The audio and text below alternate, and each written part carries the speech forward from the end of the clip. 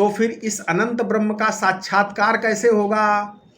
तो कहा कि भाई मिथ्या लक्षण से भी सत्य का साक्षात्कार हो सकता है, क्योंकि अगर लक्षण मिथ्या नहीं होगा तो फिर तो ब्रह्म भी सत्य और लक्षण भी सत्य। इस प्रकार सत्य, दो सत्य मतलब द्वैत की सिद्धि हो जाएगी, नहीं हो जाएगी? जैसे सर्पवत प्रतीयमान रस्सी का लक्षण बनता है, यानी मिथ्या सर्प ही लक्षण है जिसका वो रज्जु है, मतलब अयम दृश्यमानः सर्प एव रज्जु। सत्य का लक्षण सत्य नहीं हो सकता, अन्यथा सत्य की अद्वितीयता ही चली जाएगी। इसलिए सर्पोपलक्षितः रज्जु ऐसा भी कहा गया है।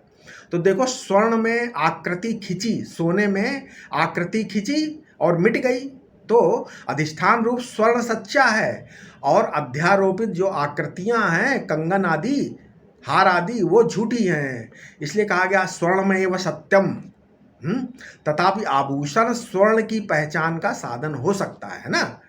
इसी प्रकार परछाई में भी जागृत स्वप्न सुषुप्ति, इसी प्रकार परमार्थ में भी जागृत स्वप्न सुषुप्ति, जन्म स्थिति लय, ये सब आते जाते रहते हैं। किसमें? परमार्थ में।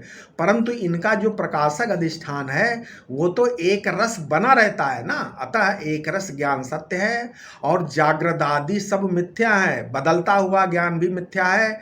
तो जो इस बदलने वाले का साक्षी है वो सच्चा है।